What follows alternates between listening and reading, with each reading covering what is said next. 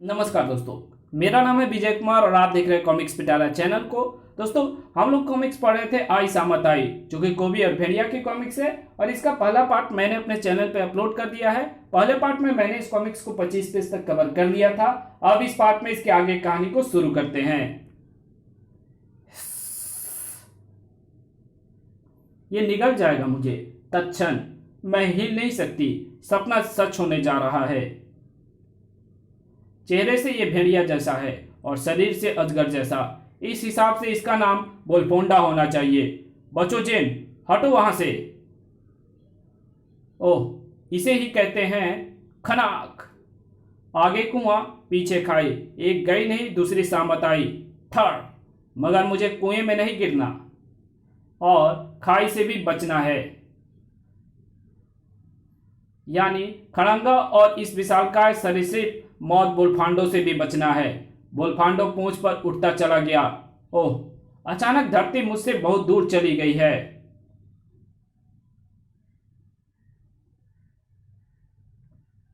बहुत देर तक यह स्थिति नहीं रही। छपाक!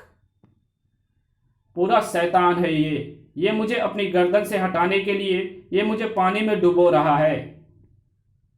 मगर पानी में इसके शरीर को छोड़ना, पलक झपकते ही अपनी मौत को निमंत्रण देना है, क्योंकि जब तक तैरकर किनारे पर पहुंचूंगा तब तक ये मुझे अपने जबड़ों में जकड़ कर निगल जाएगा। शारीरिक रूप से ये कितना भी ताकतवर हो, मगर अपनी कनपटियों को मेरी उंगलियों के उन प्रहारों से नहीं बचा पाएगा जिन्हें गुरुराज भाटकी ने मुझे सिखाया है। क्रिंच! तड़प कर बोलफोंडा उस पेड़ पर लिपटता चला गया।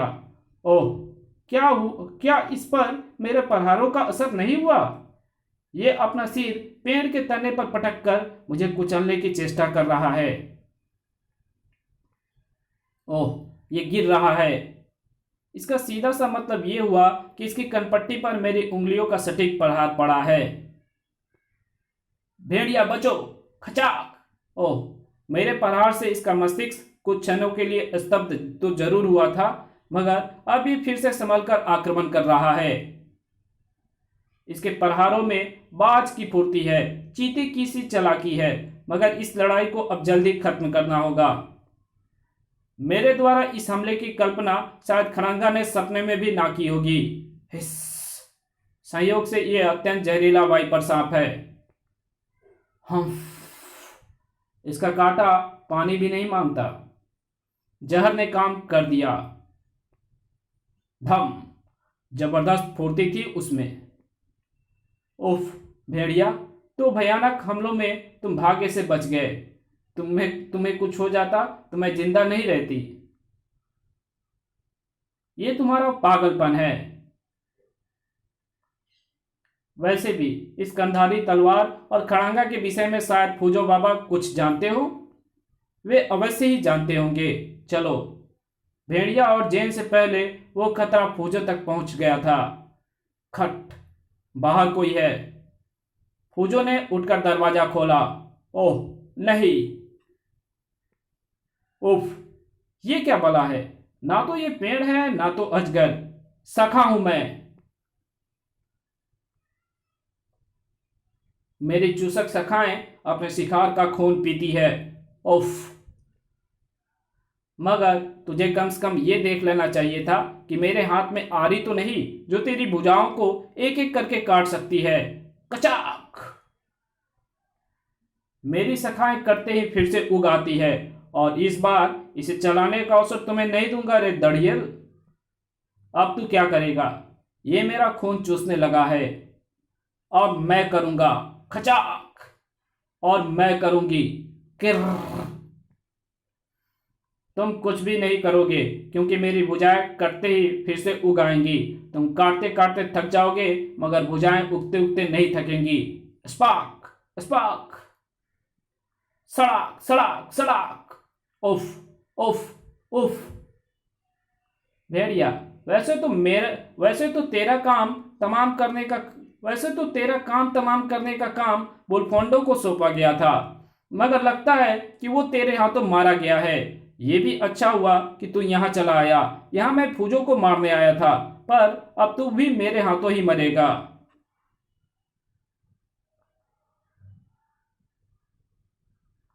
अब तुम दोनों का खून चूस कर तुम्हारे शवों को जानवरों के सुपुर्द कर दूंगा। जानवरों के सुपुर्द केवल तू होगा, यानी तेरा शव। कचाक। अब शायद तेरी नई शाखाएं उग नहीं पाएंगी। चर्र। जेन ने दूसरी भुजा काटकर फौजों को भी आजाद कराया। अब ये उठ नहीं पा रहा और ना ही इसकी कोई भुजा दोबारा उग पा रही है। तुमने तो कमाल कर दिया जेन। तुमने ये करिश्मा कैसे किया? कैसे पता लगाया उसकी दुर्बलता का? उसकी पूंछ से। उसकी पूंछ लगातार भूमि के संपर्क में थी। वह पूंछ के बल बल ही आवागमन कर रहा था। किसान के हल की तरह चलती उसकी शक्तिशाली पूंछ को देखकर मुझे लगा कि उसके आवागमन को रोकने के लिए क्यों ना उसकी पूंछ काट दूं। यही सोचकर मैंने उसकी पूंछ काट दी और संयोग से उसकी सारी शक्ति पूंछ में ही थी। मगर इस हमले से यह साबित हो गया कि कोई मेरी और भेड़िया की जान के पीछे पड़ा हुआ है। बुलफांडो पर हमला तो मुझ पर हुआ था। बुलफोंडा का हमला तो मुझ पर हुआ था। शायद वो मेरे लिए था। तुम बीच में आ गई थी जेन। आप दोनों के दुश्मन तो कई हो सकते हैं, मगर इस प्रकार की शक्तियों वाला वो शैतान कौन हो सकता है? वो तो जो भी होगा सामने आ ही जाएगा। मैं ये सोच रहा हूं कि हमारे इस दुश्मन की सूची में कहीं कोबी का भी तो नाम नहीं है। कोई था कोबी की तलाश में, जिसकी सांप जैसी जीभ बार बार मुंह से बाहर निकलकर हवा में फैली किसी गंध को सूंघने का प्रयास कर रही थी। झुककर कुछ तलाश रही थी उसकी सर्पीली आंखें। कुछ पंजों के निशान मिले थे उन आंखों को। उन निशानों के अलावा भी कुछ मिला था, कुछ बाल। किसी जानवर के शरीर से झड़े या खरोचे गए कुछ बाल। उसी पदचिन्हों के सहारे आगे बढ़ता वो सर्पीला मानव एक स्थान पर रुका। वहां किसी के बैठकर विश्राम करने से बना गड्ढा वो साफ साफ देख पा रहा था। उसके हाथों को स्पर्श वहां कुछ उष्मा महसूस कर रहा था, जिसका मतलब था कि कोई कुछ देर पहले वहां था। किसे खोज रहा था वो प्राणी? कौन था वो? ये तो कोबी है। गर्मी से परेशान होकर तालाब में घुस गया है। बाप रे, ये गर्मियां क्यों आती हैं? कोबी तालाब में घुस गया था, पर तालाब में थी मछलियां। कोई काट रहा है। ये तो कटखनी मछलियां हैं। बाहर चलकर इनको तो मैं मुरब्बा बनाकर खा जाऊंगा। ई छपाक। अरे, सारी मछलियां कहाँ गई?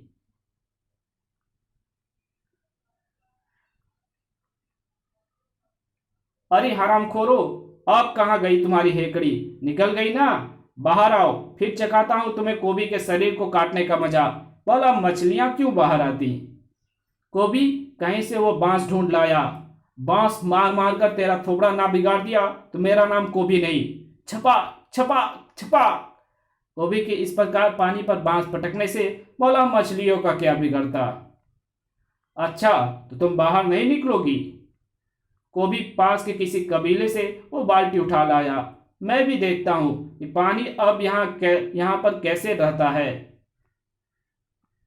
पानी बाहर निकालते निकालते तालाब के पानी से ज्यादा तो कोबी का पसीना निकल गया। हम्फ हम्फ। तुम ये मत समझना कि कोबी थक गया। कोबी ने सोच लिया कि वो तालाब का सारा पानी सुखा कर रहेगा तो रहेगा। चले आओ मेरे हरामखोर भेड़िया फौज के सिपाहियों, चले आओ रे। उफ उफ गर्र उफ। शाबाश। तालाब के इस ओर से इस गड्ढे तक एक नाली खोद दो ताकि तालाब का सारा पानी उस गड्ढे में चला जाए। अब मैं देखता हूं कि सारी मछलियां कहां जाएंगी। तालाब से पानी निकलते ही मछलियां मेरे डंडों के रहमो करम पर होंगी। नाली खोद गई। तालाब का पानी नाली के रास्ते उस गड्ढे में चला गया। अरे, सारा पानी तो निकल गया, मगर यहां तो एक भी मछली नहीं है। सारी मछलियां कहां गई? अब कोबी को कौन समझाए कि नाली के रास्ते सिर्फ पानी ही नहीं निकला था, मछलियां भी निकल गई थी। सारी मछलियां कहां गई?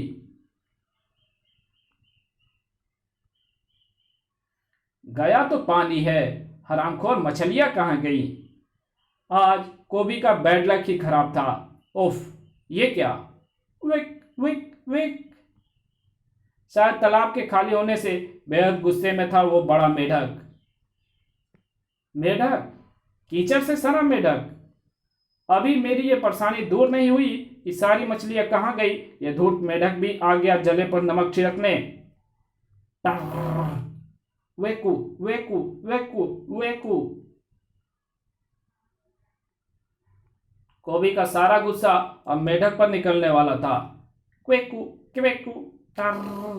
तेरा कचम्बर अब मैं निकाल ही डालूंगा। भागता कहाँ है? बच नहीं पाएगा। छपा क्वेकू टर्र।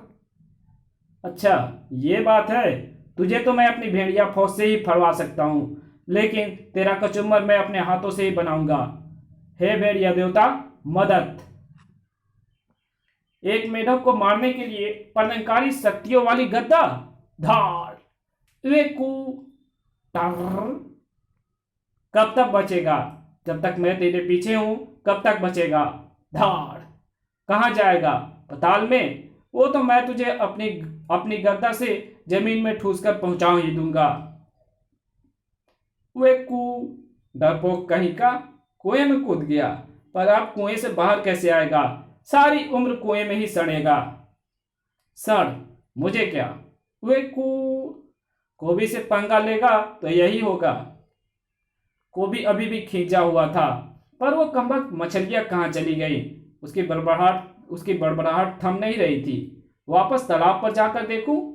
ओह, कहीं ऐसा तो नहीं हुआ? जरूर ऐसा ही हुआ होगा। मेरी पेटू भेड़िया फौज के भेड़िए उस वक्त मछलियां सटक गए होंगे जब पानी उनके द्वारा खोदी गई नाली से एक तरफ से दूसरी तरफ जा रहा होगा। अबे हाँ, कोबी की मुसीबत दूर होने का नाम नहीं ले रही थी। क्या हाँ हाँ कर रहा है? देख नहीं रहा सामने मैं खड़ा हूं? मेरे रास्ते से हटकर निकल। धाड़। आ! रास्ते में तू मेरे खड़ा है। आ! इसका शरीर तो पथरीला है, खामखा अपना हाथ तुड़वा लिया। अबे कोबी, कुछ तो सोच समझ कर मारा कर। आ! ताड़। तो फिर ठीक है, तू मुझे रास्ते से हटा, मैं तुझे हटाता हूं। हम में से जो एक दूसरे को हटा देगा, यह रास्ता उसके बाप का। रास्ता तो मेरे बाप का ही है, हटना तो तुझे ही पड़ेगा। कोबी का रास्ता रोकने की हिम्मत तुझमें तो क्या, तेरे बाप के बाप में भी नहीं है। मॉड नामक यह शैतान उसी रहस्यमय आक्रमणों की एक कड़ी था जिसे फूजो, भेड़िया इत्यादि भी झेल चुके थे। कौन था वो सरपीला प्राणी? किसकी तलाश कर रहा था? जेन ने जो देखा था उस सपने का क्या अर्थ था? क्या हो रहा है, क्या होने वाला था? ये सब जानने के लिए करे थोड़ा इंतजार। बहुत जल्दी आपके हाथों में होगा इन सब प्रश्नों के उत्तर देता कॉमिक इच्छा और धारी। ओके, तो मिलते हैं इसके दूसरे पार्ट में, इच्छा और धारी में। तब तक के लिए बाय। वीडियो अच्छी लगी तो वीडियो को लाइक कर देना, चैनल पे पहली बार आए तो चैनल को सब्सक्राइब कर बेल आइकन को प्रेस कर देना, और इस वीडियो की जहां जरूरत हो वहां पे इसको शेयर भी कर देना और एक अच्छा सा कमेंट भी कर देना। और हमारे चैनल की वीडियोस पर जितने भी एडवर्टाइजिंग आपको देखने को मिलते हैं उनको पूरा का पूरा आप वॉच करा करो, क्योंकि अगर आप पूरा वॉच नहीं करोगे तो उनके पैसे हम लोगों को नहीं मिलते हैं। Thank you very much video देखने के लिए।